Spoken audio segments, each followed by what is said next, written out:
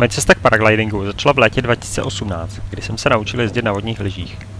Vzpomněl jsem si přitom, jak moc mě baví se učit a hledal něco nového, co bych se naučil. Lítání mě odmala lákalo, ale řadil jsem to do skupiny věcí, které dělat nemůžu. Jednak kvůli finanční náročnosti a jednak kvůli malým dětem. Došlo mi, že tyto překážky už pominuly a zapsal jsem se na kurz. A jemně, jo, pojď, jemně. Tahej, ještě tahej. Tak, běž to, podívej se na něj, uspěváčka. Tak, teď to povol a pořádně to vohu. Dlouhý kroky, přidávej, ještě přidej, ještě. Výborně, to bude pěkná liška. To je ono. Zkus se tam nasednout. Kurs mě nesmírně bavil. Ranou jsem během dne vyběhl klidně 8krát a hltal jsem i teorii, během které jsem se snažil všechno sám vymyslet a kladl všetečné dotazy. Praktická část mi myslím nějak zvlášť nešla, ale když mi instruktor na konci kurzu řekl, že by si ke mně dokázal představit UP Makalu, což je low B, tak to byla odměna za mé snažení. Na toto křídlo jsem si sám myslel. Některým pilotům instruktor doporučil Gradient Bright, což je školní křídlo.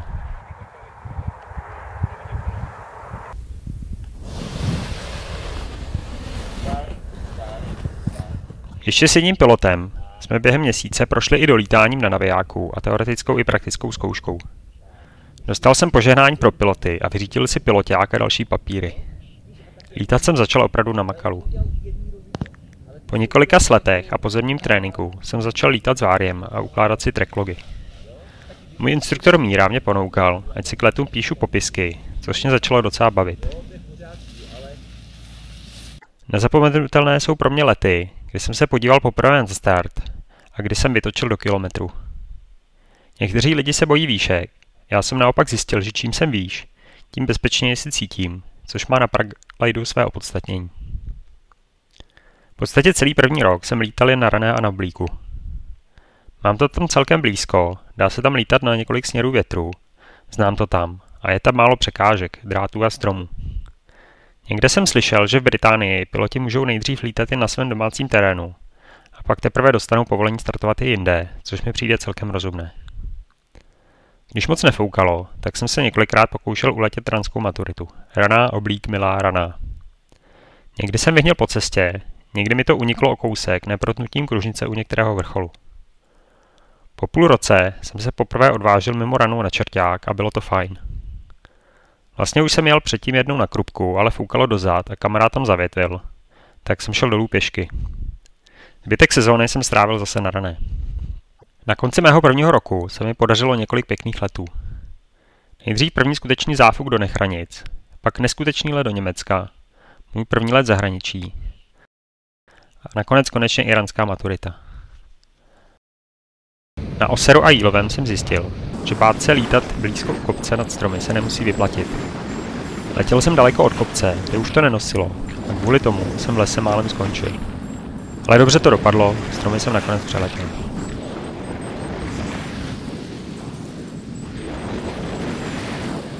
Aby se mi líp vyhodnocovalo, kam vyrazit lítat, udělal jsem si plugin do Windy, který si oblíbila i řada dalších pilotů. Až ve své druhé sezóně jsem objevil kouzlo místního lítání.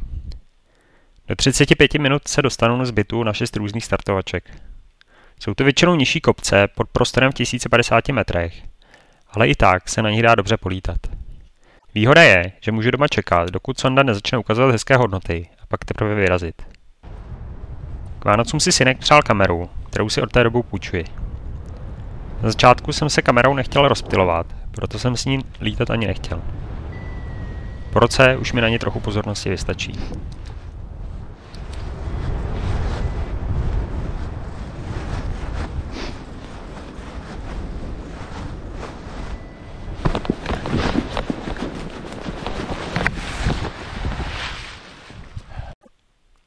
Docela jsem si oblíbil Řevničov, kde jsem si kvůli hledání zavětveného kamaráda poprvé troufl přeletět Gable.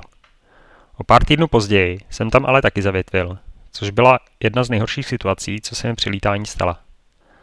Snažil jsem se proletět mezi dvěma stromy, ale o jeden jsem křídlem zavadil. Padal jsem dolů a doufal jsem, že se křídlo zachytí o větve a pád zbrzdí, což se nakonec stalo. Díky pádu do měkkého příkrého svahu na velký chráň se mi nic nestalo, ale křídlo muselo na šití. Díky tomu mi aspoň docela utekl první lockdown. Poprvé od kurzu jsem také vyzkoušel jiné křídlo, nejdřív High NA UP Dena, potom Mid NB UP Kibo.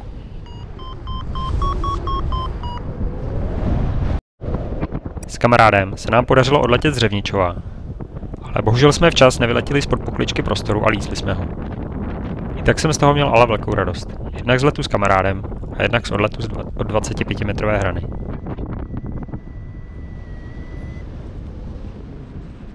Při koukání na jiná paraglidingová videa mi často chybí kontext. Kde na trati to bylo, jak vysoko nad zemí, jaký foukal vítr? Často bych to ocenil i u vlastních videí. Vytvořil jsem proto XC-vid. Nejdřív jen zobrazení videa spolu s výškogramem, pak jsem přidal mapu a pak i 3D pohled. Doplnil jsem i informace o síle a směru větru z předpovědi. Tato aplikace si moc uživatelů nenašla, ale i pro moje vlastní použití stálo za to ji udělat. Kolikrát hledám nějaký konkrétní moment z videa, díky provázání s tracklogem ho najdu mnohem snadněji. V silnějším větru jsem se pokusil z rané letět trojúhelník, ale nakonec jsem to musel vzdát a byl z toho můj do té doby nejdelší záfuk.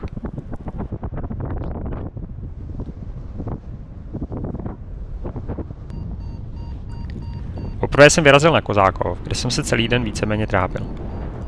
Nakonec jsem to z jednoho vytočeného stoupáku večer aspoň kousek odpálil.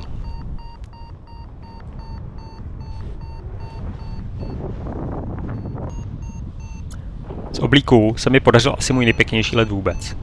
Trojúhelník do mostu a zpátky, záchrana z nízké výšky, konzervativní vzdání ramene na fight trojúhelník, návrat na oblík nad svahující pilometry na rané. Nádhera. Jo.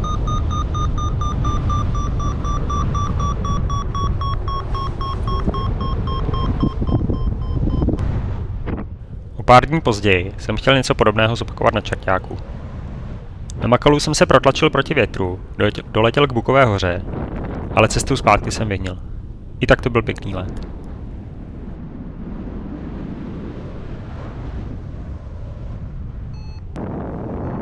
Z Čerťáku jsem pak odletěl i svůj vůbec nejdelší let.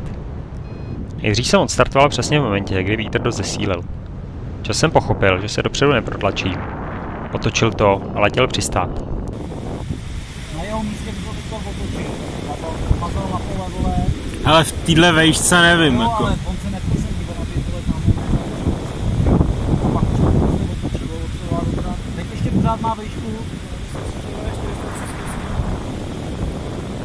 Já to nepřeladím, já mám displej rozbitý.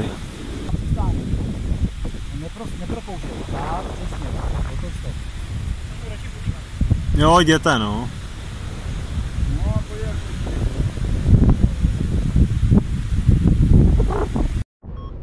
Nechal jsem se ale odradit. Do trochu zesláblého větru odstartoval znovu a doletěl 111 km až do Plzně. Vítr mi pomáhal rychleji překlenout vzdálenost mezi stoupáky.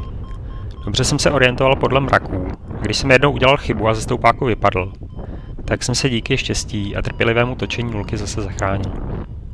Prokličkoval jsem mezi prostory, bezpečně přistál a domů jel pohodlně vlakem.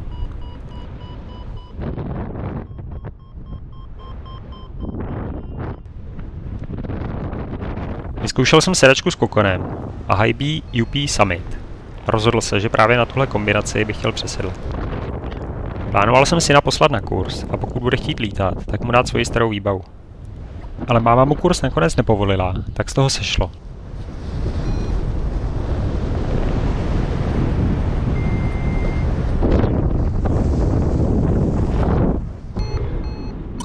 Po několika letech nakonec Řevničova a zpátky mě napadlo, že pokud to uletím dvakrát za sebou, bude mít volná vzdálenost větší bodovou hodnotu než jeden návrat. To se mi pak taky podařilo, čím jsem ustanovil dosud platný rekord Řevničova.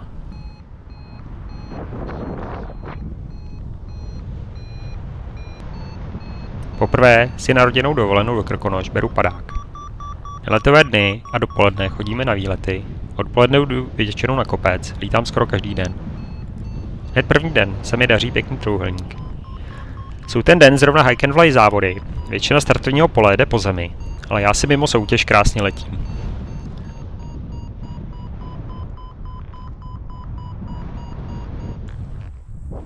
Odvažuji se i na první let z Hnědého vrchu, registrovaný na X-Contestu. Přistávám hned u chaty, kde bydlím.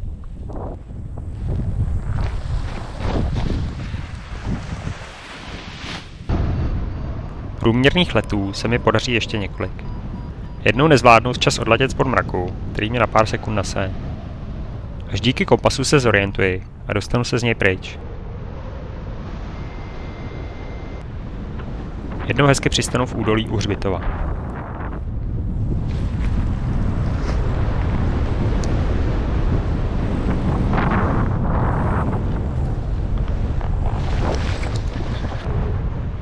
Po návratu do Prahy se mi podaří přiletět z Karlíka na Staňkovku. Z tohoto krátkého letu mám velkou radost, i když skončil nepovedeným přistáním na benzínce.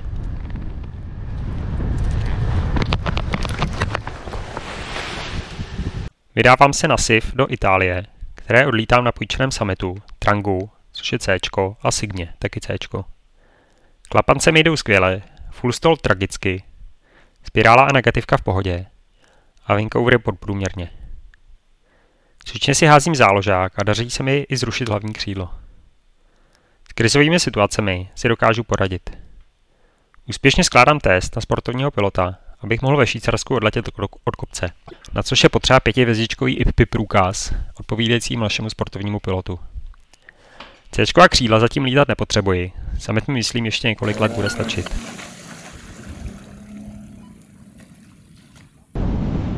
Po SIF jedu poprvé lítat do Alp.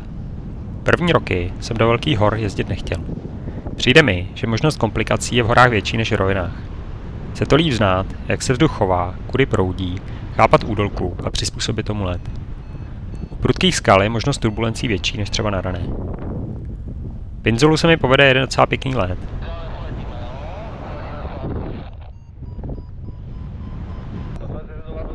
Na kolo Rodele nejdřív jeden průměrný. Pak ale odstartuji s kravatou a při zkoušení figur v posledním letu si už říkám, že budu muset hodit záložák. Kromě jiného se na mě asi podepsala únava z celého týdne i z daného dne. Nakonec si ale křídlo s komplikacemi poradí a já bezpečně přistávám.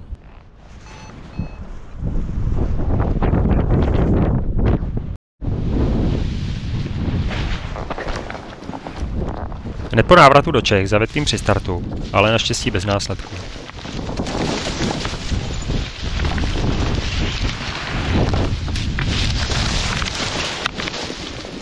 Po konci sezóny si procházím zajímavé okamžiky a říkám si, jestli by nešli nějak zpracovat. Stříhání videí se mi nikdy nechtělo dělat. Nedokážu vybrat hudbu a stříhání zabírá hrozně času. Nesestříhaná videa proto nahrávám bez dalších zásahů. Napadne mě ale. Co když bych jen přečetl komentář, který už mám stejně napsaný? Na počítači hledám program pro nahrávání zvuku a koukám, že umí zároveň i stříhat video. Přečtu komentář, dám k tomu nějaké výstižné záběry a je hotovo. To ani nebolelo. Začne mě to docela bavit a zpracuji takhle několik svých zajímavějších letů. Nějaké diváky si to také našlo. Na Řevničové zkouším letět až za konec hrany. Tam to ještě jde, ale zpátky už se nedostávám. I tak jsem ale rád, že jsem to zkusil. O několik týdnů později se nakonec dostávám s malou výškou, špatně se rozhoduji a musím nouzově přistát v průseku.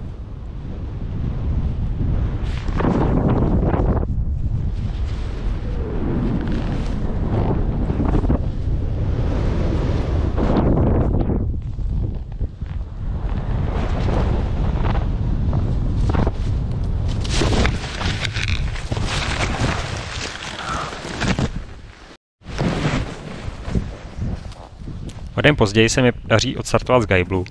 Po několika dalších pokusech se z něj dostávám i zpátky na start.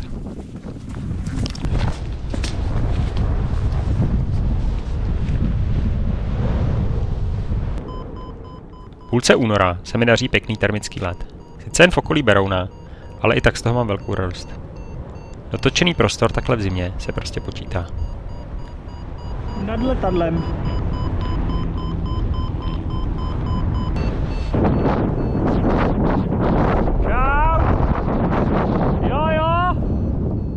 Po půl roce váhání a čekání přecházím na summita a začínám druhou kapitolu svého lítání.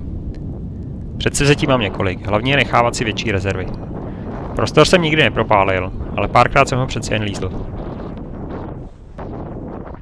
Pod mraku jsem většinou stihl odletět, ale na chvíli jsem v něm taky skončil. Nízko nad stromy jsem to většinou přebrousil, ale jednou kvůli tomu zavětvil a několikrát přistával v průseku. V prudším větru a nárazech jsem to většinou ustál, ale jednou kvůli nim skončil na stromě hned ze startu. Nejdu vědomě do rizika, ale spíš se ho neuvědomuji. Musím si proto nechávat větší rezervy, i když mi to přijde ještě v pohodě.